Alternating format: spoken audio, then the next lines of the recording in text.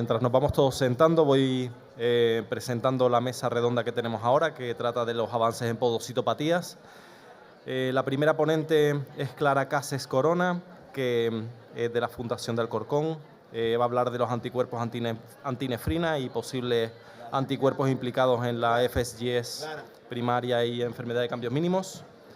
Después vendrá Virginia Cabello del Rocío de Sevilla para hablar del papel de los anti-CD20 en podocitopatía, y terminaremos con Álvaro Madrid sobre las nuevas guías del tratamiento del síndrome nefrótico idiopático infantil. Entonces vamos tomando asiento todos, si queréis, y cuando tengamos silencio empezamos con Clara. Hola, buenos días. Soy Clara Cases del Hospital Fundación de Alcorcón y, bueno, lo primero quería agradecer a la organización por invitarme a participar en esta mesa de podocitopatías con un tema que está muy en boga en los últimos años y que además, bueno, pues a mí me ha interesado especialmente, como son los anticuerpos antinefrina y otros posibles anticuerpos implicados en estas enfermedades. Este es el índice que voy a seguir.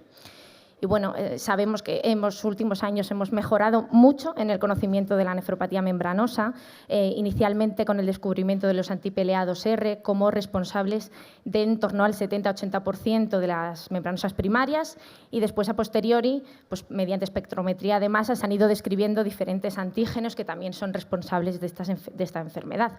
Sin embargo, este desarrollo pues no ha ocurrido así en otras enfermedades, como cambios mínimos y focalisegmentaria, que es de lo que versa mi charla. Probablemente esto tenga que ver porque clásicamente no había depósitos inmunes en la inmunofluorescencia de las biopsias, y esto pues más que a lo mejor nos ha ido pensar que más que un anticuerpo causante de la enfermedad, lo que había era un factor de permeabilidad circulante que podía estar implicado en la patogénesis de estas enfermedades.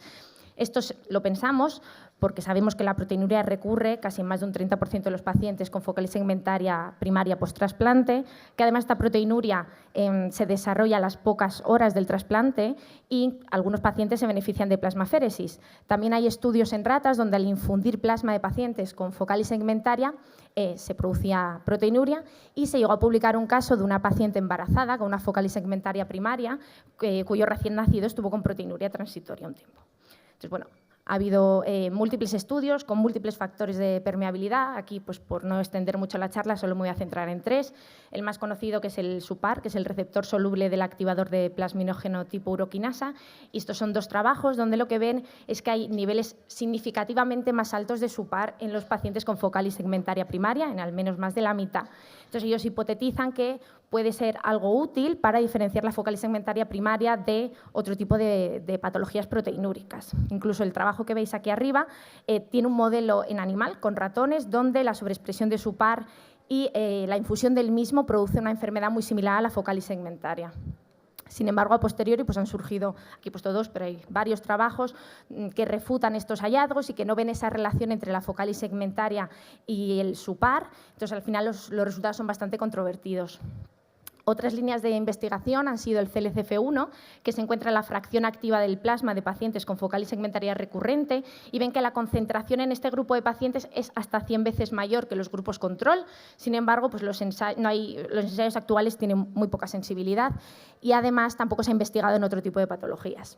Y por último, el anti-CD40, esto es un trabajo de Delville de hace varios años, donde lo que buscan son autoanticuerpos en pacientes con focalisegmentaria, y uno de los más prometedores es el anti-CD40, pero luego a posteriori pues tampoco se ha encontrado in vitro y no ha habido más. Entonces, bueno, yo creo que la idea de un factor de permeabilidad es una buena primera aproximación, ¿no? Pero al final ya sabemos que hay tratamientos inmunosupresores, que hay tratamientos como el rituximab que inhiben la formación de anticuerpos que son eficaces en esta enfermedad. Entonces, se ha vuelto a pensar, ¿no?, en la posibilidad de que hay un anticuerpo causante de la etiología de la fisiopatología de estas enfermedades, y surgió la nefrina. La nefrina es una proteína estructural del podocito, está en el diafragma de filtración y se ha sospechado durante mucho tiempo que puede ser una diana inmunológica en estas patologías, primero porque su gen está mutado en el síndrome nefrótico finlandés, y luego porque tenemos estudios en ratas, aquí os he puesto uno, pero bueno, hay varios, en los que la infusión de anticuerpos antinefrina produce un modelo histológico muy similar al focalisegmentaria y cambios mínimos. Entonces, en 2021 se publicó este trabajo del grupo de Boston, donde por primera vez describen la presencia de autoanticuerpos antinefrina en su corte de cambios mínimos, que son tanto niños como adultos, y los describen en un 29% de los pacientes, que son 18 de 62. De esos 18, ellos tienen 11 que tienen suero durante la remisión, y lo que comprueban es que estos anticuerpos desaparecen en el momento de la remisión de la enfermedad. Luego también intentan ver si en el suero inmuno precipita la nefrina, y solo precipita en los momentos de actividad. Ellos, además, revisan 21 biopsias renales, 9 de las cuales tienen depósitos de IgG positivos. Esto siempre es una cosa que se ha considerado como muy inespecífica, pero es que coincide que todos los que tenían depósitos tisulares también tienen niveles positivos de autoanticuerpos antinefrina en suero. Y, además, este depósito colocaliza con la zona de la nefrina en el diafragma de filtración. Nos cuentan también un caso de una paciente con una focalisegmentaria primaria que recurre en el inmediato post-trasplante y que responde de forma eficaz al tratamiento con plasmaféresis y rituximab. Entonces, ellos hacen un ELISA en 2 muestras de suero previas al trasplante y también en el primer filtrado de la plasmaféresis, y todas tienen anticuerpos antinefrina positivos. Y cuando luego hacen un ELISA en el suero tras la remisión, y ahí estos anticuerpos han desaparecido. Entonces, ellos proponen una posible relación entre los anticuerpos antinefrina y la focalisegmentaria recurrente post-trasplante. Esto es algo que luego corrobora este trabajo japonés, donde lo que buscan es ver el papel de los anticuerpos antinefrina en las focálisis segmentarias con recurrencia inmediata post-trasplante, y lo comparan con pacientes con focálisis segmentaria genética, no recurrente, y luego un grupo control que son pacientes sanos, pacientes con membranosa y pacientes con lupus, como veis en la imagen. Ellos tienen un cutoff de 231, se me ha olvidado decir que en el trabajo de Boston el cutoff era de 187, y ambos lo establecen con la cifra más alta del grupo control. Estas son las características de los pacientes de este trabajo. Como veis, hay 11 pacientes de los 22 que presentan una recurrencia post-trasplante. Hay algunos que reciben tratamiento con plasmaféresis o con rituximab previo al trasplante. La aparición de la recaída es muy temprana. De hecho, la mediana de inicio de la proteinuria es a la primera hora. Y de estos 11 pacientes que recurren, 9 sí que consiguen una remisión completa con el tratamiento, pero hay 2 pacientes que no responden ni a plasmaféresis ni a rituximab y los consideran no respondedores. Hay que decir, bueno, como era esperable, de las variantes genéticas, pues no tienen ninguna recaída post-trasplante. Entonces, ellos lo que ven es que todos los pacientes que tenían una recaída post-trasplante tenían anticuerpos antinefrina positivos en sangre, tanto antes del trasplante como en el momento de la remisión. Y luego hay 5 pacientes de los que ellos tienen suero a posteriori, y lo que van viendo es que conforme se va llegando a la remisión de la proteinuria, a la curación de la enfermedad, estos anticuerpos antinefrina también van descendiendo. Y una parte que me parece muy chula y que además es un poco diferente de este trabajo es que ellos miran biopsias del injerto, lo miran en el primer momento del trasplante, en la preperfusión, que como es la imagen que tenéis arriba a la izquierda, donde vemos que no hay depósitos ni de IgG y hay una expresión de la nefrina rigurosamente normal. Pero ya a la primera hora, post-trasplante, los pacientes que hacen una recurrencia ya empieza a haber depósitos de IgG.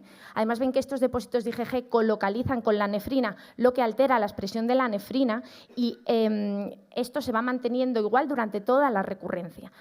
La inmunofluorescencia en el injerto lo hacen no solo en los pacientes que recaen, sino también en los pacientes con variante genética que no recaen, y los controles, y en ellos no hay ningún tipo de depósito de IgG, hay una expresión normal de la nefrina en todo momento.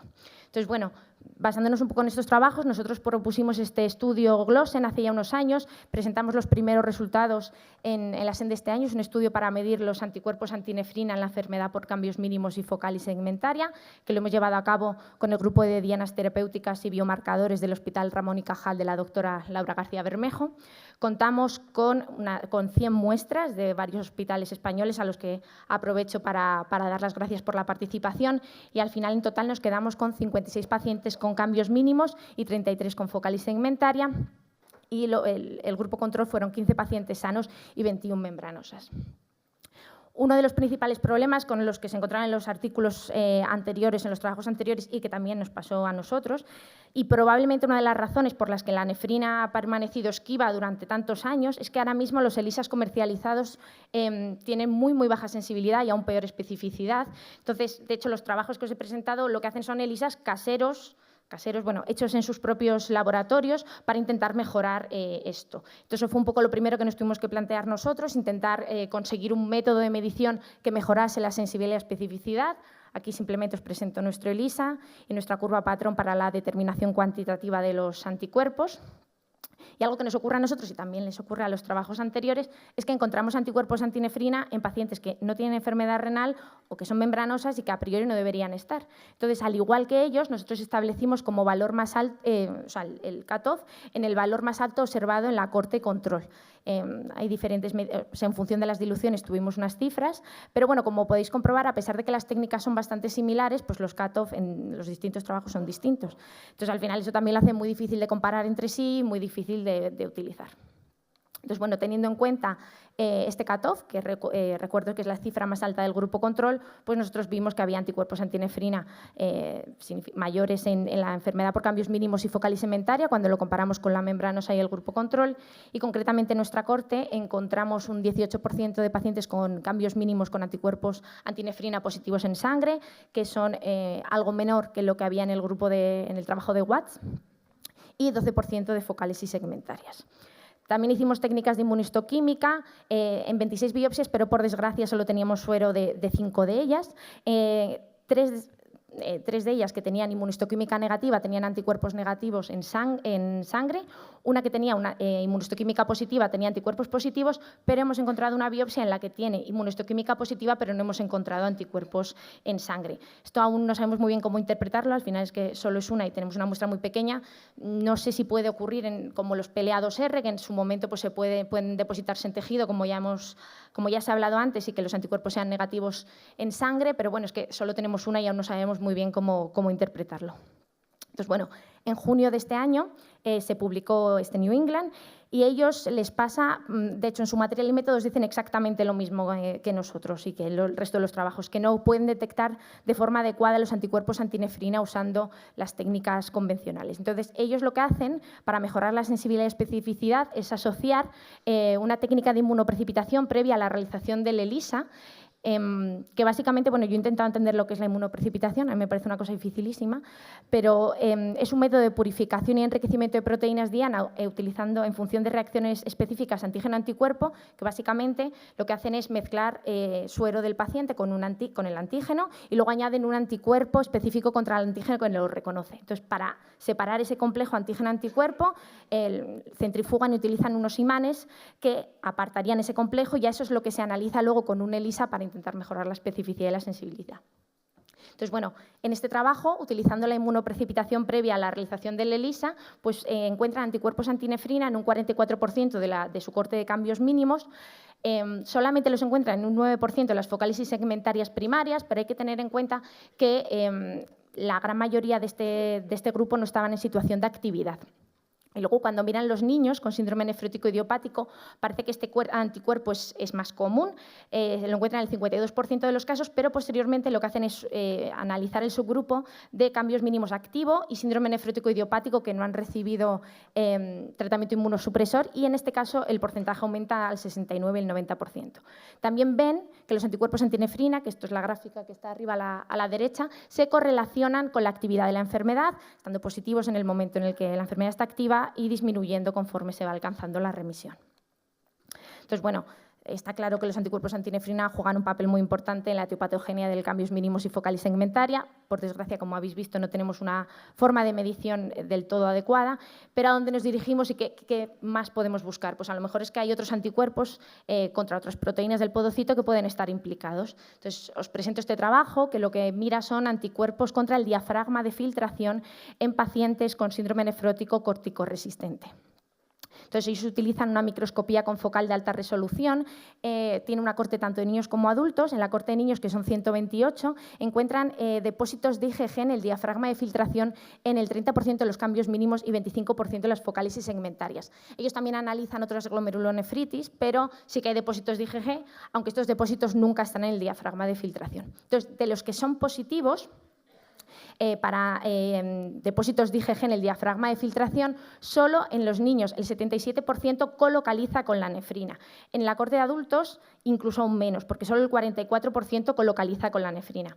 Además, hacen un ELISA en suero de 6 pacientes, de los que ya sabemos que tienen depósitos de IgG en el diafragma de filtración, para ver si hay anticuerpos antinefrina en suero. Entonces, encuentran que en 4 de los 6 pacientes tienen anticuerpos antinefrina positivos y que ese IgG colocaliza con la nefrina, pero hay 2 pacientes que tienen anticuerpos antinefrina negativos en suero y que la IgG no colocaliza con la nefrina. Entonces, ellos sugieren la existencia de otros autoanticuerpos dirigidos contra otras proteínas del diafragma de filtración como causantes de la enfermedad.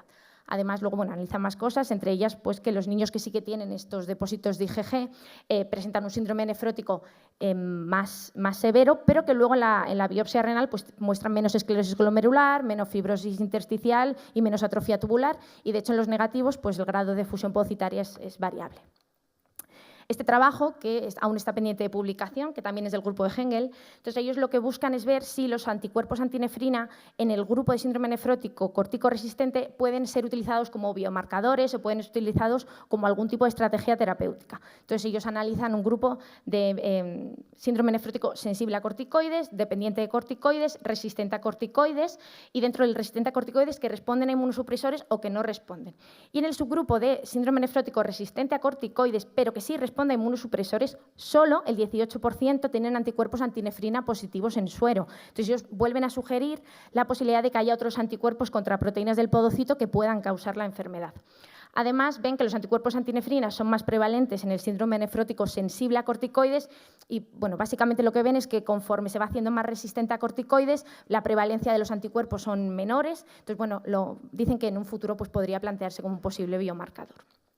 Entonces, para acabar, una posible línea de investigación, una posibilidad que podemos encontrar, este es un trabajo del 2021, es anterior a todo lo anterior, que lo que buscan es detectar, identificar autoanticuerpos contra podocitos en pacientes de síndrome nefrótico idiopático y lo hacen utilizando técnicas de electroforesis bidimensional y espectrometría de masas. En total, tienen 341 niños con síndrome nefrótico idiopático y los controles son con nefropatía IgA, púrpura de Solnit-Gehlen y controles sanos. Encuentran que un 66% de los niños con síndrome nefrótico idiopático tienen autoanticuerpos contra el podocito con diferente variabilidad de tipos, a veces solo hay uno, a veces hay varios. Ellos destacan 7, entre el que más frecuente encuentran son los anticuerpos contra la vinculina. La vinculina es una proteína que está en el podocito y que está muy relacionada con la adhesión celular y con la estabilización del citoesqueleto de actinina. Entonces, podría ser alguna cosa a tener en cuenta. Además, cuando se trata con esteroides o se trata con otro tipo de inmunosupresores, los niveles de autoanticuerpos van disminuyendo, todos, incluso cuando llegan por debajo del umbral, esto se asocia con una disminución de la proteinuria. Entonces, para concluir, cada vez tenemos más claro que pese a la negatividad, y he puesto negatividad entre comillas porque ya vemos que tan negativo no es, de la inmunofluorescencia en la biopsia renal convencional son los anticuerpos contra proteínas del podocito y del diafragma de filtración los responsables de la enfermedad por cambios mínimos y focal y segmentaria de forma general. Tenemos evidencia de que los anticuerpos antinefrina pueden ser responsables de entre un 30 a un 60% de los casos según las series. Por desgracia, a día de hoy no tenemos una técnica reproducible fácil de hacer para poder hacer en la práctica clínica diaria para medir estos anticuerpos y serían necesarios estudios que nos ayuden a identificar otras proteínas responsables. Muchas gracias.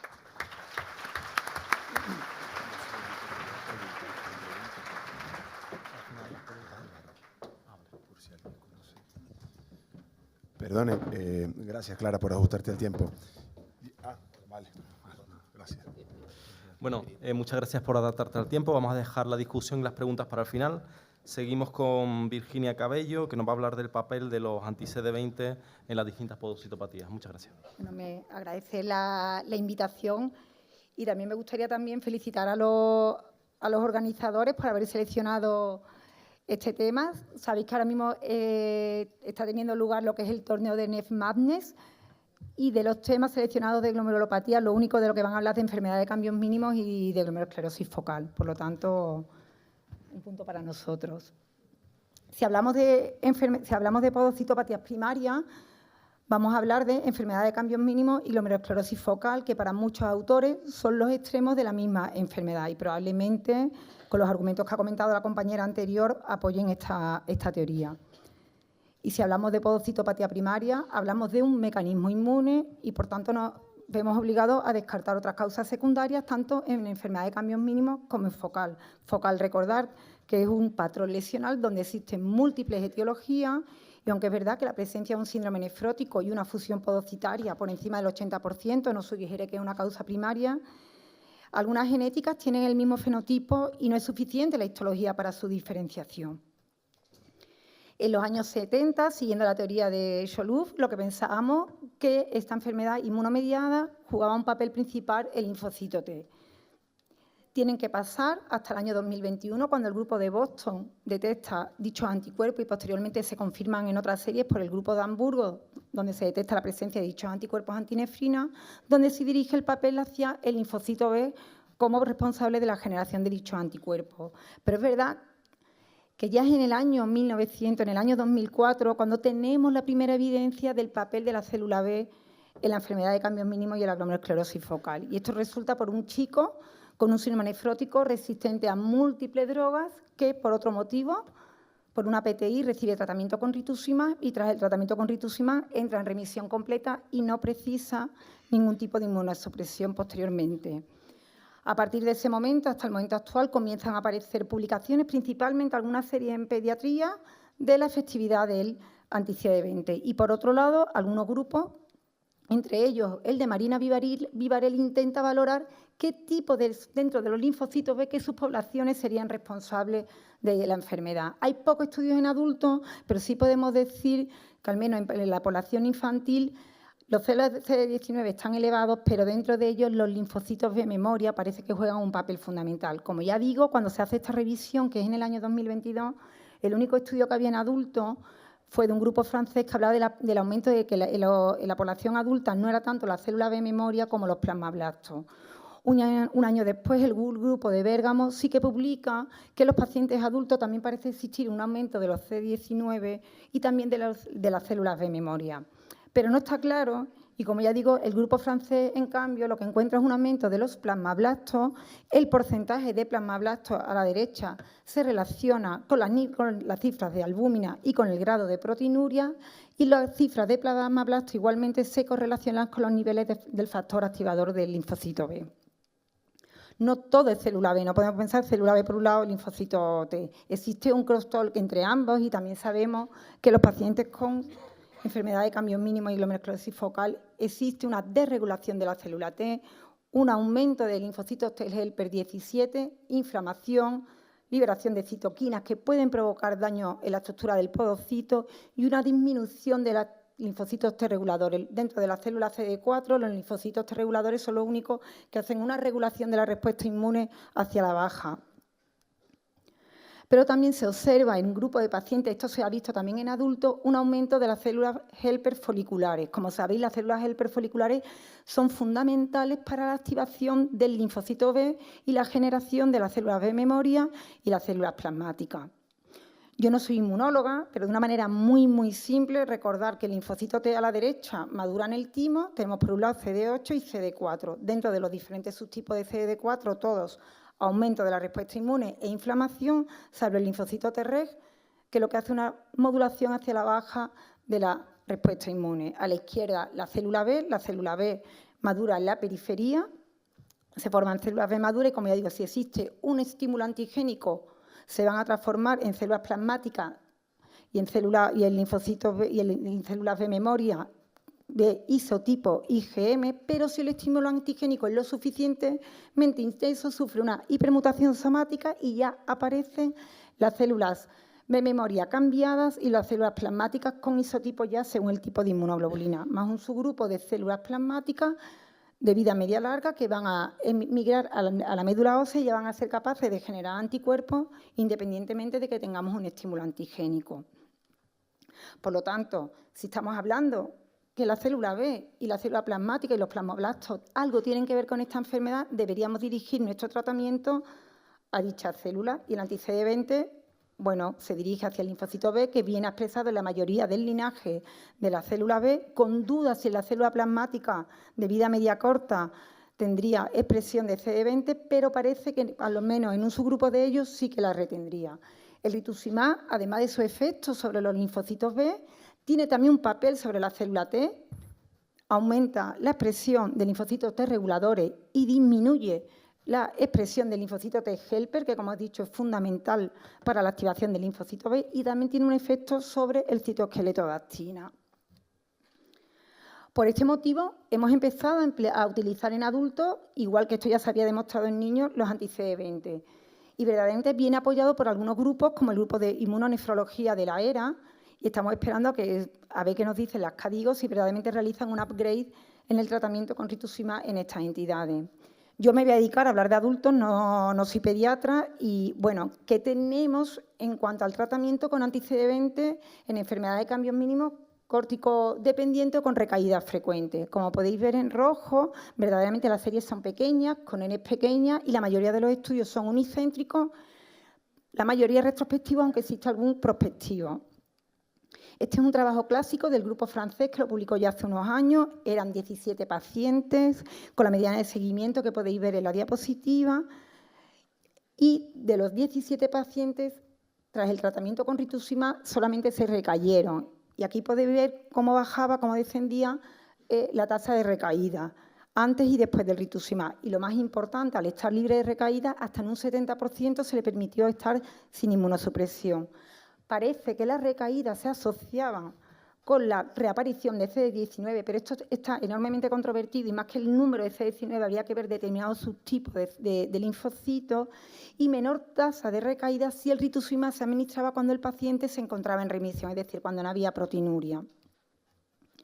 Este es un metaanálisis publicado hace unos años en el CKJ en pacientes con enfermedad de cambios mínimos córtico-dependiente o con recaídas frecuentes. Como podéis ver, en la parte de abajo no uso el puntero porque si no me lío, podéis ver que la tasa de remisión completa era de un 91%, pero si analizamos un poco, eso tenía que ver en los estudios prospectivos, la tasa de remisión completa era mayor que los estudios retrospectivos, tenía que ver con las razas, por ejemplo, los pacientes asiáticos tienen una mayor tasa de remisión completa. A mayor tiempo de seguimiento disminuía, lógicamente, la tasa de remisión. Y en cuanto a qué ocurría una vez que se había administrado el rituximab con el número de recaídas, se observaba como mediana un 28% aproximadamente de recaída y tenía que ver con dos factores igualmente en el subanálisis. Cuanto mayor tiempo de seguimiento, mayor número de recaídas, y en amarillo os subrayo aquellos pacientes que habían recibido mantenimiento. Es decir, si yo después de la inducción realizo un tiempo de tratamiento con rituximab, probablemente el porcentaje de recaída va a ser menor. Esto lo demostró ya un estudio japonés con una N pequeña, población asiática, donde el empleo de rituximab tras la inducción con un periodo de tiempo alrededor de 2 años, con una dosis aproximadamente de 500 miligramos, prolongaba el tiempo de recaída y, lo más importante, el paciente sin tratamiento inmunosupresor. ¿Tenemos algún dato de tratamiento con rituximab en pacientes con enfermedad de cambios mínimos de novo? Pequeña serie de pocos pacientes, por ejemplo, este estudio italiano, solamente con 6 pacientes que tenían contraindicación para el empleo de esteroides. Se utilizaron 2 dosis de rituximab, tiempo de seguimiento muy corto, pero es cierto que a los 6 meses todos estaban en remisión completa.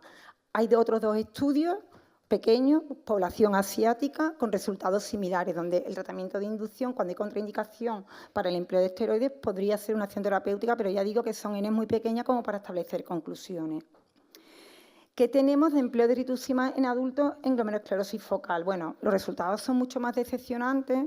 Entre otros motivos, tenemos que tener en cuenta que muchos de estudios están incluidos pacientes córtico-resistentes, donde no tenemos datos ni de la microscopía electrónica, ni en muchos casos tampoco estudios genéticos, cuando en el momento actual lo que se aconseja es que pacientes córtico-resistentes realicemos estudios genéticos. Podéis ver las N, que son muy pequeñas, y me voy a centrar un poco en el estudio de Tedesco, que es el estudio italiano, que tiene una N mayor. Aquí trataron a 31 pacientes, la mayoría eran o córtico-dependientes o córtico-resistentes. Podéis ver con la proteinuria alrededor de 5 gramos en el momento del empleo del rituximab, diferentes regímenes terapéuticos. pero se alcanzó respuesta en el 50% de los pacientes. Y yo me gustaría subrayar que un 22% de estos pacientes eran córtico-resistentes, es decir, que hay un grupo de pacientes con podocitopatías primarias córtico-resistentes que pueden responder a otra línea terapéutica con anti-CD20. Dentro de los predictores de respuesta se encontraba que la proteinuria fuera inferior a 5 gramos día y, por supuesto, la corticodependencia frente a la corticoresistencia. Me voy a parar más en este estudio conocido por vosotros, porque más de un hospital de los que estáis aquí habéis participado y enhorabuena por el estudio.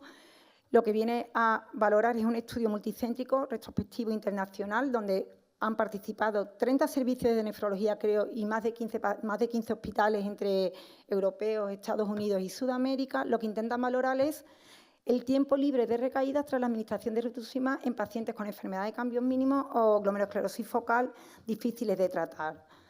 Eran 183 pacientes, como podéis ver en la diapositiva, 64 glomerulosclerosis focal y 119 pacientes con enfermedad de cambios mínimos, 68% córtico-dependiente, un 22% córtico-resistente y el 85% había recibido al menos 2 líneas de tratamiento. El endpoint primario era tiempo libre de recaída a los 36 meses, a los 3 años. Pero ya se observaba que el 82% de los pacientes a los 6 meses tenía algún grado de respuesta, entre respuesta completa y parcial, que se mantenía a los 3 años en el 55% de los pacientes. Y esto favorecía que la tasa de recaída, el tiempo libre de recaída fuera mayor.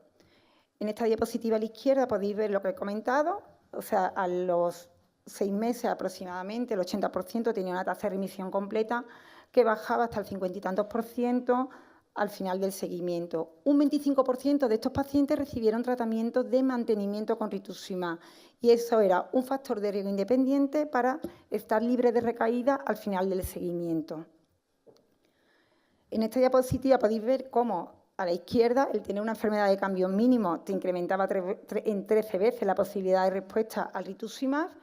Sin embargo, la glomerulosclerosis focal, como ya vuelvo a decir, grupo heterogéneo, era un 50% de respuesta al rituximab, pero se mantenía a lo largo del seguimiento esas tasas de respuesta. Los pacientes que recibían mantenimiento, al final del seguimiento, prácticamente un 60% se encontraba sin tratamiento inmunosupresor frente a los pacientes que no habían recibido terapia de mantenimiento con rituximab. Y respecto al filtrado glomerular, si existía una respuesta que fuera completa o parcial, se mantenía estable el filtrado glomerular. En cambio, aquellos pacientes que no respondían perdían alrededor de unos 10-11 mililitros al final del seguimiento. ¿Qué tenemos ahora de tratamiento con rituximab en enfermedad de cambios mínimos y podocitopatía? Bueno, existen 2 estudios. El de la izquierda es un estudio francés que solamente va a incluir pacientes con enfermedad de cambios mínimos, comparando esteroides inducción con rituximab una vez que se ha alcanzado la respuesta con esteroides. El de la derecha es un estudio francés que va a incluir tanto pacientes naïf con enfermedad de cambios mínimos y glomerulosclerosis focal como pacientes con recurrencia. ¿Tenemos algún predictor de recaída tras el rituximab en pacientes adultos? Pues tenemos que decir que desgraciadamente no tenemos ningún predictor. Todos los estudios que tenemos se han realizado en niños y principalmente por el grupo de Marina Vivarelli. De todos ellos vuelven a insistir en la importancia de los linfocitos de memoria. Y en un estudio publicado hace como 2 años, ellos lo que observan que aquellos pacientes con una edad menor de 9,8 años y con una mayor tasa de linfocitos de memoria en el momento del inicio del tratamiento tenían mucho más riesgo de recaída. No sabemos si el comportamiento en los adultos es parecido al de los niños o verdaderamente dentro de la ontogenia del linfocito B va cambiando con la edad, pues probablemente sea diferente. Por eso creo que es esencial que realicemos estudios de subpoblación linfocitaria en pacientes con enfermedades con podocitopatías primarias. Nuestro hospital ha empezado un estudio en este sentido. El investigador principal es el doctor Valdivia, con la ayuda de los compañeros de inmunología, donde estáis participando vosotros, enviando muestras, y os animamos para que continuéis realizándolo. Sabemos que el principal marcador de respuesta al rituximab va a ser la respuesta a esteroides. Si el paciente responde a esteroides, probablemente va a responder a rituximab. Pero ¿tenemos algún dato de aquellos pacientes que nos pueden responder o no a rituximab o que verdaderamente para qué le voy a dar una inmunosupresión y no va a tener respuesta? Ya lo comentaba antes la compañera la compañera, un estudio del grupo de un grupo italiano, donde ellos observan que aquellos pacientes córtico-resistentes, pero donde yo detecto por microscopía confocal la presencia de anticuerpos antinefrina u otros frente al diafragma, que han descrito posteriormente en una revisión del Jason, que parece que algunos van dirigidos a la podocina y al anti-KIREF1, en ese grupo de pacientes donde yo detecto por microscopía confocal la presencia de anticuerpos, significa que hay un daño mediado por el linfocito B y, por tanto, pueden responder a rituximab. ¿Qué sabemos de otros anti-CD20?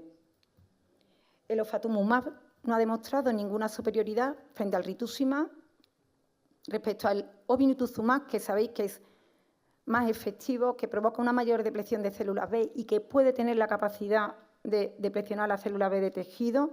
Hay 2 pequeños estudios con una N enana, una de 5 y otro en un estudio asiático con 11, que parece que al menos a corto plazo pueden tener alguna respuesta, y actualmente existe un ensayo en este sentido. El belimumab, que podría tener algún papel, recordad que os comenté cómo en pacientes adultos los plasmablastos pueden estar elevados y se correlacionan con los niveles de BAFF. El único estudio que yo sepa es en población pediátrica y no ha demostrado ningún valor añadido. Y ya en aquellos pacientes resistentes a todo tipo de tratamientos, quizá el asociar anti-CD20 y daratumumab, aunque no sabemos bien el papel de la célula plasmática, podría tener un papel. Y actualmente existe un ensayo en pacientes con resistencia a múltiples tratamientos, el asociar rituximab con daratumumab. Para terminar, las células T y B participan en la patogenia de la enfermedad de cambio mínimo y glomerulosclerosis focal con un rol principal de la célula B. El rituximab es una opción terapéutica en adultos con enfermedad de cambio mínimo, reduciendo la exposición a esteroides y la tasa de recaídas. Su empleo en focal es más limitado, pero hasta el 50% de los casos tienen algún grado de respuesta. En pacientes adultos con podocipatías de manejo difícil, el rituximab puede ayudarnos a la remisión y el tratamiento de mantenimiento parece asociarse a una mayor supervivencia libre de recaída. Y necesitamos biomarcadores que nos ayuden a predecir la recaída y la respuesta al tratamiento inmunosupresor. Quizás determinadas subpoblaciones linfocitarias, aún por determinar en el adulto, y los anti-SLI-diafragma en general, pueden ser potenciales candidatos. Me gustaría terminar con esta frase, que me voy a acercar porque no la veo bien, de una nefróloga pediatra que viene a decirnos que, aunque el camino ha sido largo y parece que estamos todavía en los comienzos, no hay razón para desesperarse, sino que vamos por buen camino y probablemente en breve tendremos más datos en cuanto a la fisiopatología y al tratamiento de estos pacientes. Muchas gracias.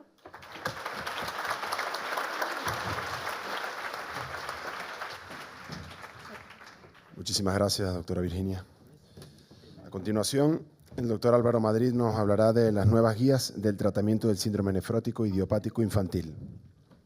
Bueno, primero que nada agradecer como nefrólogo infantil y en representación de todo mi grupo que nos haya dado espacio a los pediatras para estar dentro de este foro y para poder hablar un poco de lo que nosotros también hacemos un poco.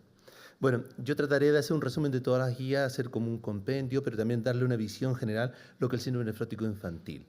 El síndrome nefrótico infantil es la glomerulopatía más frecuente que tenemos nosotros, pero depende de la etnia. En Europa estamos más o menos en el promedio, más o menos alrededor de 2.5, 2.8 pacientes por cada 100.000 niños, siendo muy frecuente en el sudeste asiático, siendo mucho más raro en Australia el síndrome nefrótico. El síndrome nefrótico lo tenemos desde toda la vida. Existen nefróticos desde la etapa fetal, tenemos síndrome nefrótico con natales, hasta cuando lo entregamos, termina la etapa de la pediatría y lo entregamos a adultos a los 18 años.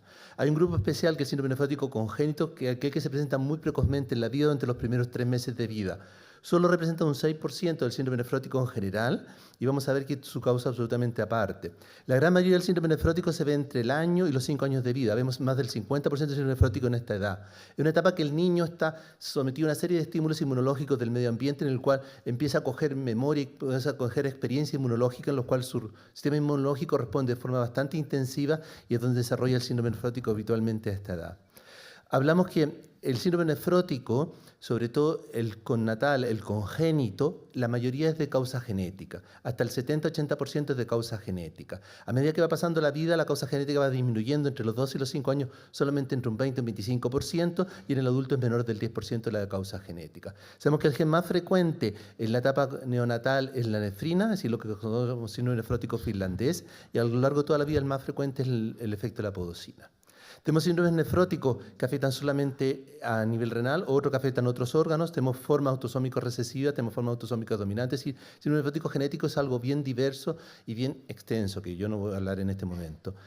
El síndrome nefrótico genético para nosotros es importante porque es resistente a todo tratamiento inmunosupresor, tiene muy mal pronóstico, el 90% está en diálisis o trasplantado antes de los 10 años de enfermedad. Vemos que no recurren al riñón trasplantado porque el riñón trasplantado tiene otra carga genética, y vemos que en la práctica clínica a nosotros es muy importante determinar la causa genética. Permite evitar tratamiento innecesario, permite también predecir que no se va a repetir el trasplante renal, y sobre todo tiene un problema de tipo familiar porque esto se repite en otros pacientes de la misma familia. Aquí vemos un síndrome nefrótico nosotros clásico infantil con su edema. Vemos muy clásicos, son todos pacientes nuestros, ¿ya? Tenemos la clínica clásica. El síndrome nefrótico clásico, el idiopático, infantil, inmunomediado, es un síndrome que se presenta más frecuentemente en varones que en mujeres, entre los 2 y los 10 años. Son familias que ya tienen antecedentes, el mismo paciente, familia de mala respuesta frente a antígenos ambientales. Hay más cantidad de atopías, asmáticos, todo. Tiene los parámetros clásicos de cualquier síndrome nefrótico, es decir, el único síntoma clínico es el edema, que es de diferente intensidad, edema bastante importante, no tiene alteración sistémica, tiene tensión arterial normal, tiene solo la proteinina de rango nefrótico con todo el síndrome nefrótico bioquímico asociado. Función renal normal, complemento normal, autoanticuerpos negativos. Síndrome nefrótico y hepático en general, hacemos el diagnóstico solo con los parámetros clínicos bioquímicos, no existe ninguna prueba de laboratorio que nos especifica que un síndrome nefrótico. Estos pacientes nosotros siempre hacemos una prueba de tuberculina para ver que no tengan exposición y de acuerdo a lo que nos indican todas las guías, declaramos primero las causas secundarias, complemento, autoanticuerpos, y la mayoría de los pacientes van a responder a tratamiento con corticoides. Es decir, la mayoría va a responder con tratamiento con corticoides. En base a esto, las guías clínicas, ¿qué nos dicen? Si tú tienes un síndrome nefrótico, es un paciente mayor de 1 año, es decir, menor de 12 años, que cumple las características clásicas, iniciar tratamiento directamente. No es necesario realizar la biopsia en estos pacientes. Ahora, si una cosa atípica, el paciente tiene bajo complemento, tiene asociado hematuria, tiene una disfunción renal, tiene otra cosa que no haga pensar que esto no es un síndrome nefrótico, una glomerulitis de otra etiología, o sale fuera de las edades habituales, sí se plantea la biopsia o otros estudios. ¿Claro? Es decir, la biopsia solo para los casos raros o por los casos resistentes al tratamiento. La guía de la IMNA dice exactamente lo mismo en el diagnóstico. Se recomienda el test genético en el niño muy pequeño y a partir del año de vida iniciar tratamiento directamente y no esperar. En el momento del diagnóstico, solo hacer una biopsia renal en el caso que sea una forma atípica de presentación. Esto es un poco complejo, pero es un poco de resumen de todo lo mismo que estamos hablando nosotros. Es decir, habla el niño muy pequeño directamente, se hace primero el test genético, vemos el niño mayor, si tiene entre 11 y 12 años, directamente el tratamiento inmunosupresor. ¿Claro? Solamente si es mayor de 12 años, se plantea hacer la biopsia como primera instancia. Ahora, ¿cuál es el objetivo del tratamiento? El objetivo del tratamiento con corticoides, primera cosa, inducir una remisión del paciente, tratar de mantener la remisión durante mayor tiempo, no hacer daños secundarios, que tenemos un poco de hacer mea culpa, y mantener una buena calidad de vida de nuestros pacientes. ¿Vale? Dentro de todo esto, el tratamiento corticoideo es el tratamiento de elección. Desde hace más de 70, 80 años, el tratamiento de elección. Las primeras guías se pusieron en el año 70, que fueron la ISKD, que fueron las primeras guías sobre el tratamiento del síndrome nefrótico en el niño. El primer episodio de síndrome nefrótico va a responder más o menos entre el 85-90% de los pacientes van a responder al tratamiento inmunosupresor. Sabemos que responden alrededor de la segunda semana del tratamiento, responde la gran mayoría, y lo que yo creo que acá las guías son la diferente carga de corticoides que ponemos de acuerdo al tipo de esquema que nosotros utilicemos de acuerdo a la guía que estemos utilizando. La guía francesa, que es la última, vemos que hacemos 3.900 miligramos por metro cuadrado en un tratamiento de inicio. ¿Sí? Son casi 4 gramos por metro cuadrado en estos pacientes. Ahora, cuando ponemos corticoides, el 85-90% va a responder. Muy pocos casos en un brote único, solo entre el 10 al 15% es un brote único. La mayoría van haciendo recaídas durante su vida. Tenemos el recaidor infrecuente que recae con una variación mayor de un brote por año, y tenemos las recaídas frecuentes y el córtico dependiente, que es una gran mayoría de estos casos. En este caso vemos acá un trabajo muy bonito en el cual vemos todos estos pacientes que iniciaron tratamiento, el 90% respondió y vemos que a medida que nos vamos alejando en el tiempo, las recaídas van siendo mucho menos frecuentes, el paciente va teniendo menos actividad. La respuesta a los corticoides, la experiencia clínica demuestra que es el mejor predictor de pronóstico de estos pacientes. Vemos la línea arriba, la línea verde, en el cual aprovechamos, vemos que el 97% de los pacientes al cabo de 20 años mantienen función renal absolutamente normal, el córtico sensible. Entonces, estos pacientes no es necesario la biopsia corticosensible y basta hacer tratamientos corticoidales de acuerdo a la frecuencia que vaya haciendo. De acuerdo al pequeño grupo de un 10% que son corticoresistentes, ya tenemos las corticoresistencias primarias que son desde el inicio y las corticoresistencias secundarias, pero son un pequeño grupo que no supera el 10-15% de la población pediátrica. Vemos que a medida que va pasando la edad, vemos que la actividad va bajando de estos pacientes. ¿Claro? Entonces, una cosa que siempre nos dicen los padres o que se habla mucho es decir, ¿este niño se cura cuando llega a la adolescencia? Nosotros decimos depende. Curamos un porcentaje importante, más del 60% de los pasos no pasan a adultos y más del 60% de los pasos se curan. Muchos de los nefrólogos adultos cuando rotan con nosotros dicen, y le dan de alta y se curan, lo considera curado y no se va a curar nunca más, se va a considerar curado y no se trata nunca más. No se vuelve a curar a ese niño. Es como, les asombra mucho a los de adultos que hay niños que sí se curan. La etapa adulta solamente hay un pequeño porcentaje que varía de acuerdo a las series clínicas, entre un 30 a un 40% hace algún brote en la etapa de adulto. ¿Ya? ¿Y esto de qué depende? Depende del número de recaídas previas, depende de la edad de debut. Los que debutan más precozmente son los más que siguen recayendo en la etapa adulta. Depende si este paciente necesitó solo corticoides, necesitó algún inmunosupresor más intenso para arrepentir. Y que si llegan a la etapa de la adolescencia, al inicio del desarrollo puberal, teniendo actividad o no de su síndrome nefrótico. Después nosotros sabemos que los córticos dependientes y los recadadores frecuentes son este grupo de alto riesgo. El recadador infrecuente va poco a poco apagándose, va haciendo menos brote y no pasa adulto. El que recae, el que va adulto y hace actividad en la etapa adulta, el córtico dependiente o el recadador frecuente. Bueno, un poco yendo a las guías, el tratamiento del primer brote.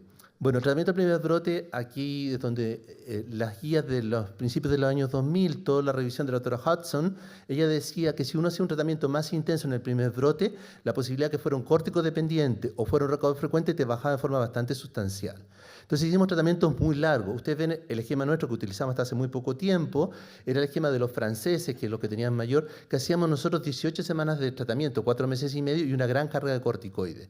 Hacíamos una etapa de inducción en la cual grabamos la remisión las primeras 4 semanas, después una consolidación y después un retiro progresivo de los corticoides. ¿Claro? Esto hizo que durante las primeras épocas de los 2000 los tratamientos sean largos, 3 meses, 4 meses, 5 meses de corticoides en el primer brote de estos pacientes. ¿Ya? Pero después se fue comprobando que tratamientos más de 3 meses no eran viables, muchos efectos secundarios de los corticoides y no mejoraba la posibilidad de recaída posterior. Después se fueron comprobando y se fueron a hacer cada vez trabajos con tratamientos más cortos y comprobaron que el índice de recaída es exactamente el mismo. Es decir, aquí vemos trabajos en el cual hacen 8 semanas versus 16 semanas y aquí incluso hacen menor 2 meses versus 6 meses.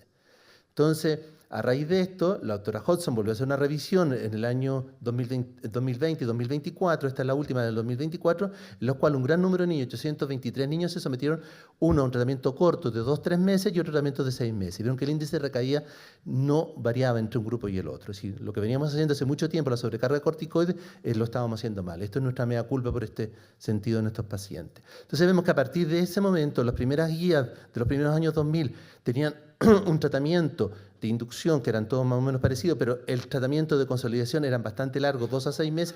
Y a partir de este tiempo, del Prevnos en adelante, fuimos reduciendo progresivamente el tratamiento de consolidación, hacer solamente 4 a 6 semanas en la última guía de la IMNA.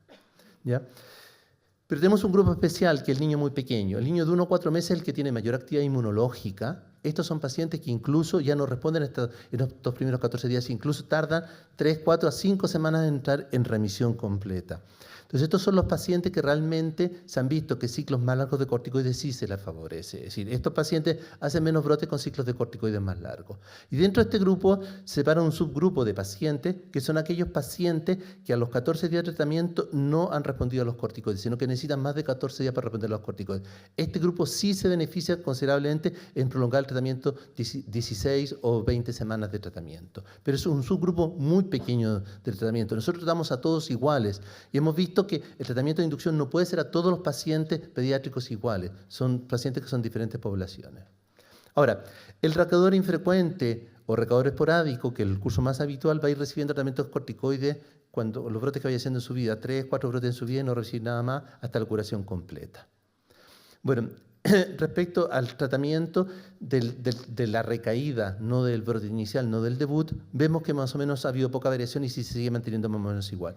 Las guías no han habido grandes cambios, si ustedes ven desde el comienzo de los 2000 es igual. Hicimos una gran dosis de corticoide inicial, esperamos 3-4 días que el paciente esté con proteinuria negativa, pasamos a dosis días alternas pero más bajo y a las 4 semanas se suspenden. Esto en realidad, todas las guías son más o menos lo mismo y no ha habido grandes variaciones en el tiempo. Esto es un trabajo muy bonito, que este trabajo, el Propine, que se hizo para comprobar, digamos, si uno hacía las 4 semanas y los quitaba o si lo iba haciendo de forma progresiva, con la misma exposición de cantidad de corticoides totales, pero lo hacía de forma más lenta o lo hacía de forma brusca. Y se vio que el índice de recaída era exactamente igual en los dos grupos. El brazo corto del brazo largo tenían el índice de recaída en los 6 meses posteriores a suspender los corticoides. Ahora, nos empezamos a preguntar en el último tiempo, es decir, poner una dosis tan alta de ataque inicialmente, ¿será necesario en todos los niños? ¿Será necesario poner 2 miligramos por kilo peso, dosis máxima, 60 miligramos por metro cuadrado en todos los niños desde un comienzo? Bueno, este es un trabajo muy bonito que compara dos líneas. Uno, la inducción se hace en la recaída con 1 miligramo y otro con 2 miligramos. Y hay un 70% de los pacientes que con 1 miligramo es suficiente y logra la remisión completa. Después se siguió si tenían más recaídas posteriores después de todo el tratamiento completo y se vio que el índice de recaídas posteriores es exactamente el mismo de los dos grupos. Es decir, hay un 70% de pacientes que estamos viendo más corticoides de los que realmente necesitan en este momento. Después, este es un trabajo muy bonito, que el Restrainer que se hizo con dosis diferentes de corticoides, 1, 1,5 y 2 miligramos, y se vio que el índice de recaída, es decir, el índice de remisión era más o menos igual en todos los grupos. El que no respondía con 1 miligramo, después se pasaba al grupo 2 miligramos y al final se lograba en todos los grupos la remisión completa. Es decir, nosotros hay un porcentaje importante de pacientes que estamos dando mucho más corticoides de los que necesitan. Bueno, un poco, incluso ahora hay un nuevo trabajo, perdón, yo quiero ir para atrás, me he equivocado, no sé, no, quiero para atrás, no, perdón,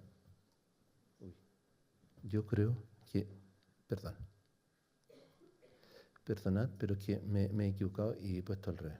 No, aquí, perdón. Hay un pequeño grupo de pacientes que se ha visto que incluso se quieren hacer, después en vez de hacer 4 semanas posteriores, quieren hacer 2 semanas. Hay 2 ensayos clínicos en curso en este minuto que estamos haciendo.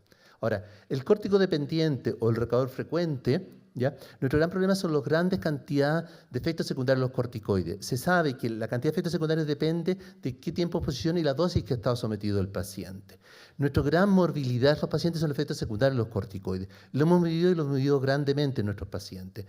Sobre todo los que están en negro son las más frecuentes en etapa pediátrica. Tenemos mucha catarata y una catarata que es poco identificable porque es la cara posterior del cristalino, que van haciendo especificación y no se dan cuenta bien los pacientes. Tenemos muchos problemas óseos, no solo el retardo de crecimiento, sino que además tenemos necrosis vasculares que son bastante frecuentes. Entonces, tenemos muchos efectos, y para qué decir los efectos cosméticos, sobre todo en las chicas adolescentes, que son bastante importantes. Si el efecto secundario de los corticoides para nosotros son importantes y son un peso importante. ¿Claro? Entonces, en el córtico también del objetivo es disminuir el número de recaídas, prolongar los tiempos de remisión y minimizar los efectos tóxicos. ¿Claro? Se ha visto que el mejor efecto, la mejor terapia para el córtico dependiente, sobre todo para el recaudador frecuente, es hacer una dosis mínima de corticoide y mantenerlo en el tiempo. Este es un trabajo muy bonito que después del tercer brote de los pacientes se deja una dosis mínima de corticoide durante 18 a 21 meses y se vio que el número de recaídas posteriores bajaba significativamente. Incluso después que nosotros lo suspendíamos, después de estos 12, 18 meses con corticoide de año posterior también hacen menos recaídas que el grupo control. Y después se hizo un estudio con un estudio aleatorio doble ciego, que un paciente se ponía en corticoidosis baja y el otro paciente se hacía el tratamiento habitual. Y se vio que el índice de recaída disminuía significativamente y la exposición a los corticoides bajaba significativamente entre un grupo y otro. Por eso la IMNA lo recomienda. La IMNA lo recomienda para evitar estar poniendo en cada brote un ciclo corticoide muy alto, mantener una dosis baja de corticoides y me evita que haga más brote este paciente. Bueno, esto un poco... Dar corticoides durante una infección te previene una recaída. La verdad que ninguna guía lo recomienda últimamente. Vemos que incluso todos los trabajos que se ha hecho, el Relapse se ve 121 niños en el cual a un grupo se le puso y a otro no, se vio que claramente no beneficia, no previene un nuevo brote, dar un ciclo corticoide pequeño en base a cuando uno tenemos una infección. Ahora, ¿cuándo usar un fármaco ahorrador de corticoides? Claramente cuando la dosis que necesito mantener la remisión es muy alta, ya tiene efectos tóxicos de los corticoides, ya cuando ya hay efectos severos de los corticoides, está recomendado el uso de fármacos ahorradores de corticoides. Vemos esto muy bonito, de las CADIGO dicen que el paciente, el recaudador infrecuente es solo corticoide, el recaudador frecuente o córtico dependiente, si el umbral es bajo, corticoide, si el umbral es más alto o tiene toxicidad, dar básicamente un ahorro de corticoide. Y vemos, por ejemplo, una cosa muy importante que hay que entender, que a nosotros nos cuesta mucho entender a los padres, que de por sí los inmunosupresores tienen la ventaja que yo quito la exposición a los corticoides, pero cada uno tiene su efecto secundario importante. Cada uno tiene el riesgo de fracaso, no son 100% efectivos. Muchos al retirarlos recaen los pacientes. Entonces, tenemos que hacer entender a los padres que este tratamiento me permite ahorrar los corticoides, pero tiene por sí su propio efecto secundario. Y además, todos los tratamientos inmunosupresores son bastante largos. El más corto son las ciclofosfamida, que son solo 8 semanas, pero el resto son todos largos. ¿Qué fármacos existen ahorradores de corticoides descritos en la edad pediátrica que usamos habitualmente? Como alquilante la ciclofosfamida, el levamisol, los inhibidores de la anticalcinurínica, el micofenolato y los anti-CD19. Están utilizados en todas estas. ¿Qué dice la IMNA? La IMNA dice que recomienda el ahorro de corticoides, es lo mismo que hemos hablado anteriormente, para bajar la exposición a los corticoides. No da ninguno en especial, no dice que ninguno sea superior a otro, dice que más vale acordarse con los padres, y tomar un acuerdo con los padres y hacer el que sea más efectivo en relación con los padres de estos pacientes. ¿Ya? El problema de un poco de esto es que uno tiene que aportar la experiencia clínica de cada uno y acordarlo de acuerdo con ellos, ¿ya? Y las guías, hay otras guías que sí se mojan por alguno de estos en especiales. Por ejemplo, la ISPD dice que primero el levamisol y la ciclofosfamida, después en segunda línea la ciclosporina y por último los anti-CD19. Las guías alemanas los ponen todos al mismo nivel. Lo único que ellos no utilizan la ciclofosfamida habitualmente. La CADIGO dice que en el recaudador frecuente es mucho mejor la ciclofosfamida y el levamisol, y en el córtico dependiente el micofenolato y lo anticalcinurínico y el rituximab. ¿Ya? Un poco la IMNA no se matricula con ninguno, pero sí pone Target en cuanto a niveles plasmáticos, cicloporina, nivel plasmáticos de tacro. En cuanto a los rituximab, a los anti-CD19 tampoco se matricula por ninguno. Hay esquemas de 1 dosis, de 2 dosis o de 4 dosis. ¿Ya? Esto es un poco lo que hacemos nosotros en nuestro servicio. Nosotros usamos el ciclofosfamida como primer ahorrante, después acordado con los padres, o micofenato rituximab de acuerdo a la herencia del paciente y la edad del paciente, y lo último, los anticalcinurínicos por su efecto nefrotóxico. En cuanto a la En cuanto a la corticoresistencia, tampoco existe acuerdo en todas las guías de la corticoresistencia. Cada guía pone su propio parámetro. Los franceses dicen 4 semanas más bolos de corticoides. El resto, la IMNA, el ISKD y todo esto hablan de 4 semanas más un periodo de observación. Hay otros que hablan de 8 semanas y hay gente que habla de 4 semanas a dosis máxima y 4 semanas a días alternos. No hay un parámetro de la corticodependencia. Lo que sí todos están de acuerdo a que el estudio de un córtico resistente tiene que ser una biopsia renal y un estudio genético. Todas las guías lo recomiendan y todas las guías lo que recomiendan es usar el anticalcinurínico como segundo efecto inmunosupresor en los córticos resistentes.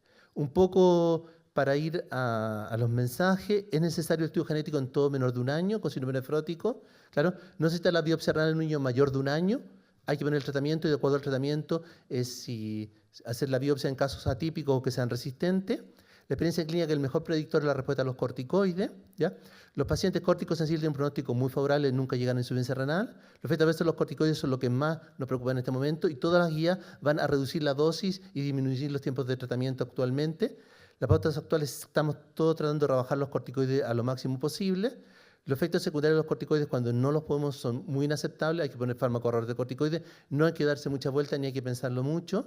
¿Ya? En las guías actuales no existe consenso cuál es el orden de los ahorradores a utilizar. No existe consenso en la definición de corticoresistencia, pero sí existe consenso respecto a cómo se estudia el córtico resistente y cómo se trata el córtico resistente. Bueno, eso es todo. Gracias.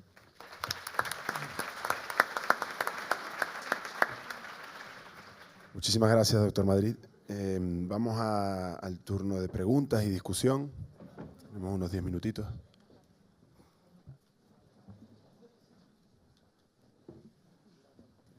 Te voy a citar.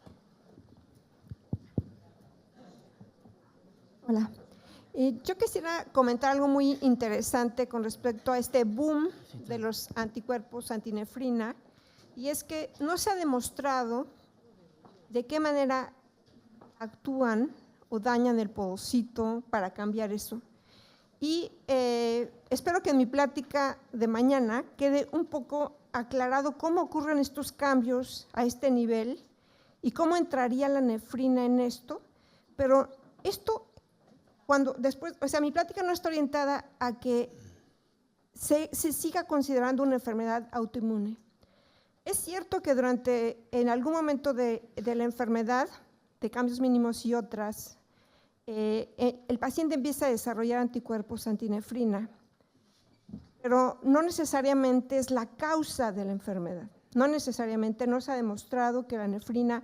Y bueno, yo llevo trabajando 30 años en podocitos en el laboratorio y al principio durante muchos años en el laboratorio del doctor Saland en Boston, ahí es donde salió Larry Beck, se empezaron a hacer los primeros experimentos acerca del papel de la nefrina en animales de experimentación y no se logró producir un modelo que fuera igual a la enfermedad de cambios mínimos. No digo que no dañe el podocito, que no se dañe, pero no fue el modelo porque no cumplía los criterios que nosotros observamos cuando es síndrome nefrótico que acompaña a toda esta enfermedad. Entonces, una cosa es producir en el laboratorio y ver que los procesos podocíticos se obliteran y otra es que estemos reproduciendo un síndrome nefrótico. Bueno, no se ha demostrado esto, ¿no?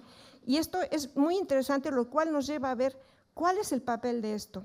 Segundo, otra cosa interesante para los del tratamiento es que los anti-CD20, o sea, el rituximab, afecta de manera directa al podocito, no solo a la célula B.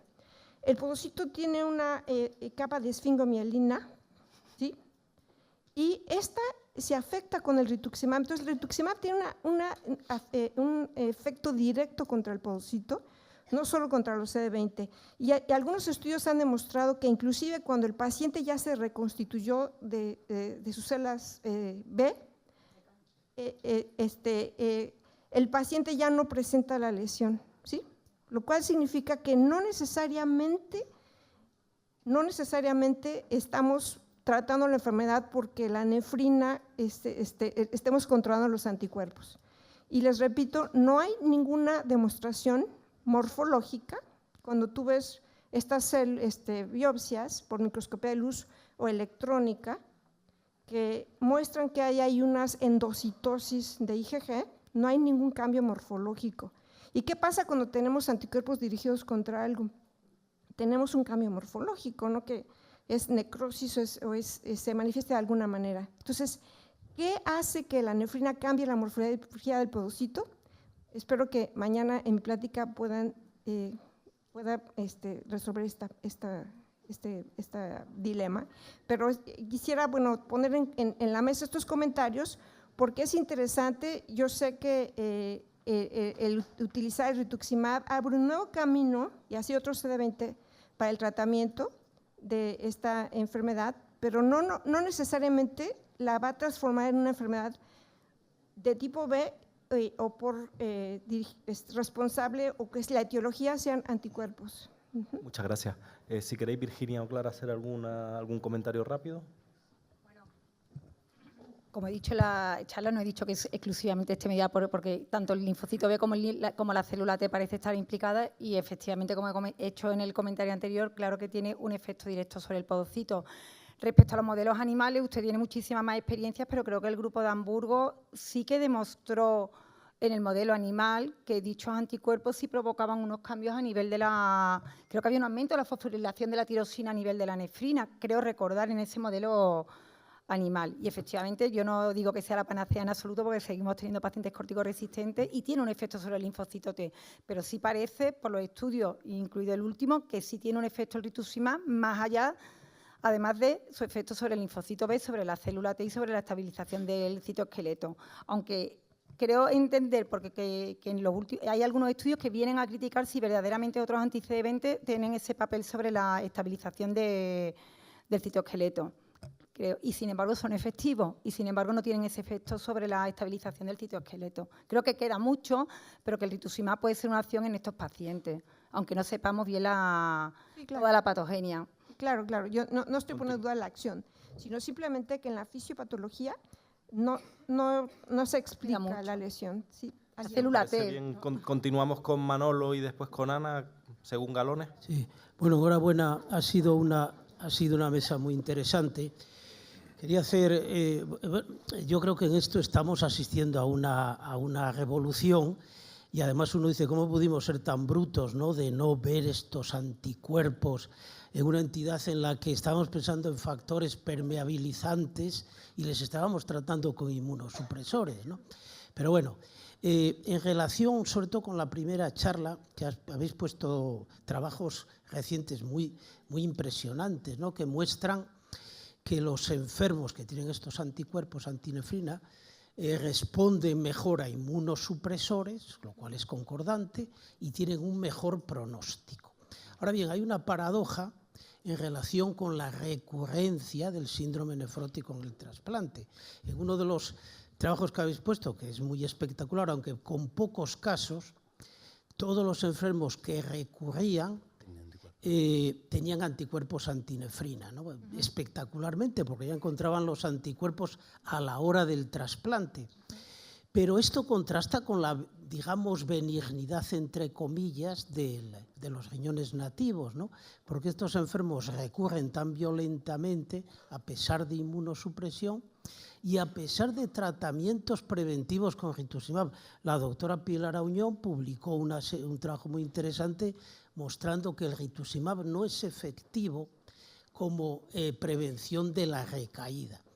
Entonces, bueno, uno se plantea quizá que cuando esto esté perfeccionado, a los enfermos con síndrome nefrótico, sobre todo por glomerulosclerosis, que van a diálisis, habrá que medirles estos anticuerpos, trasplantarlos cuando se hayan negativizado o ponerles rituximab, pero mucho tiempo antes, porque el rituximab es un fármaco lento, para que lleguen al trasplante sin anticuerpos. Es decir, esto abre una serie de alternativas que habrá que diseñar bien, ¿no?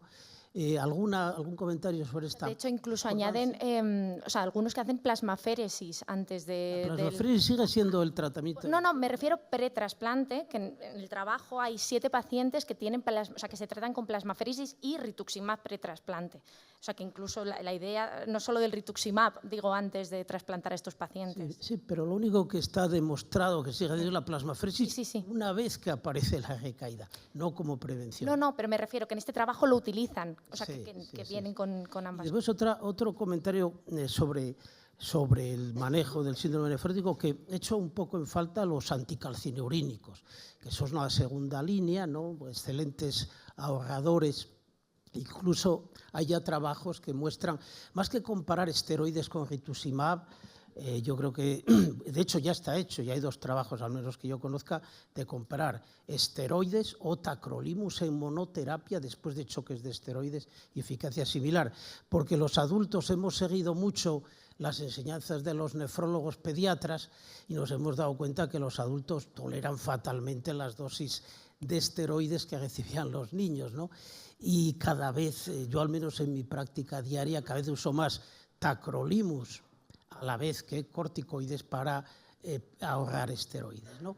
En relación con el tratamiento del rituximab en los corticodependientes y recaedores frecuentes, que ahí sí que ha demostrado su eficacia, ¿no? Una pregunta sobre todo para Virginia. ¿Habría que poner el rituximab y esperar la evolución o habría que plantearse repetición de dosis de rituximab, sobre todo en esos recaedores horribles, medirnos CD19 y poner dosis de recuerdo? ¿Hay algo de eso? ¿Qué piensas al respecto? Vamos, varias cosas. Lo primero, se ha caído algo, bueno, igual. También tenemos la sensación muchas veces, Manolo, que es verdad que a lo mejor la inducción se podría hacer contra tacrolimus y en lugar de esteroides, porque verdaderamente no saben por qué tampoco utilizamos esteroides. Que cuando suspendemos el tacrolimus tienes una alta tasa de recaída, que necesitas largo tiempo y tenemos una población, y yo también querría recordar, aparte de lo que te iba a decir, que tenemos un 30% de pacientes que son mayores y que te debutan el síndrome nefrótico con daño renal agudo, que en esos casos, por ejemplo, el empleo de tacrolimus es complicado. Respecto al otro, lo que me estabas comentando, según tanto el estudio donde habéis participado, el último que he presentado, y tanto en estudios, aunque son asiáticos, que nada tiene que ver, parece que es fundamental el mantenimiento durante 2 años. ¿A qué dosis? Se desconoce. No sirve, no parece que tenga valor la contabilización de CD19. Tú tienes pacientes que recuperan CD19 y no recaen. Por eso a lo mejor quizás sería la importancia de conocer mejor las subpoblaciones linfocitarias en el paciente adulto que nada tienen que ver con el niño, bajo mi punto de vista. Pero no se sabe, porque hay algunos que utilizan como 200 miligramos cada 6 meses. Eso no está bien aclarado. Como igual que no está estudiado, no está totalmente qué riesgo tenemos de hipogammaglobulinemia en los pacientes después de 2 años de tratamiento. En los adultos no está bien aclarado, aunque parece que no es lo mismo que los pacientes con vasculitis. Muchas gracias. Pero 2 años. Estamos fuera de tiempo, veo 4 personas que quieren intervenir, entonces no sé cómo lo podemos hacer para quedarnos con una última pregunta. No me atrevo yo a ir para un lado y para otro. Si queréis por allí y ya terminamos con una última pregunta. Bueno, yo soy nefrólogo infantil, entonces, me ha encantado la mesa porque además nos abre unas perspectivas, sobre todo los anticuerpos antinefrina en el nefrótico infantil, que hace tiempo que estaba... es que no soy tan alta, que hace tiempo que estaba pues muy parado, ¿no? Entonces tengo 2 preguntas. Una para Virginia, en la cual, nosotros tenemos una perspectiva de muchos años por delante, ¿no? Entonces, con 2 o 3 años empezamos con nuestro rituximab en estos corticodependientes horrorosos. Y bueno, pues yo ya he tenido algún caso de agammaglobulinemia secundario. Un poco, ¿cómo valoráis eso en las indicaciones de tratamiento? Yo no tengo experiencia en niños y es verdad, creo recordar, y eso vosotros sabréis más que hay publicado hipogammaglobulinemia y cómo está estudiado en niños, pero creo recordar un artículo que venía, primero, que muchos pacientes ya te vienen con la IgG descendida y no le has hecho la valoración previa a iniciar el tratamiento porque muchos síndromes nefróticos te vienen ya con la IgG baja y es que no están ni estudiados. Y quiero recordar, pero no quiero opinar porque es que de niños no tengo ni idea, que había una serie de niños que recibían hasta 7 dosis de rituximab y, sin embargo, no se veía en cada dosis que bajaran más los niveles de inmunoglobulina, sino que se mantenía. Ahora que el riesgo, por supuesto, de neutropenia y de hipogammaglobulinemia existe, lógicamente. Vale. También los anticalcinurínicos está ahí. No, el que de mayor riesgo tenemos riesgo, nosotros siempre los vamos evaluando, tenemos un protocolo bastante determinado con el servicio de inmunología, hacemos recuento de poblaciones previamente hacemos respuestas vacunales y vemos el nivel de gamma-globulina, vamos viendo cómo se va repoblando y vemos su nivel de gamma-globulina.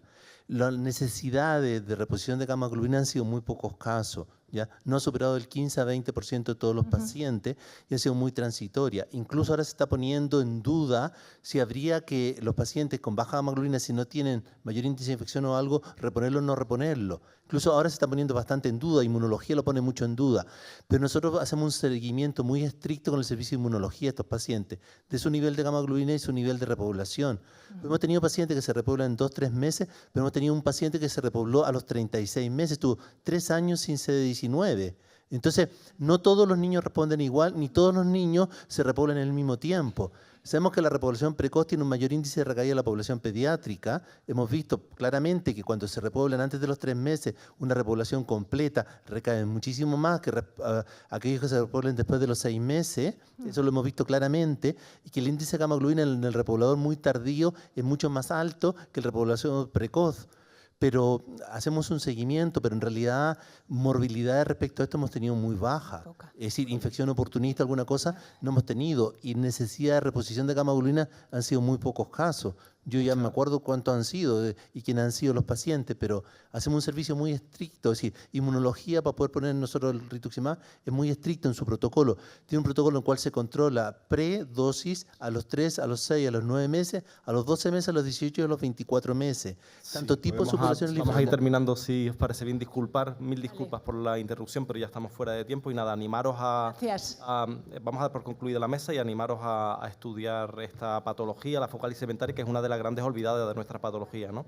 Y siempre los diseños, centrarnos en seleccionar correctamente los pacientes, que yo creo que ahí ha estado el problema de muchos estudios. Muchas gracias. Muchas gracias.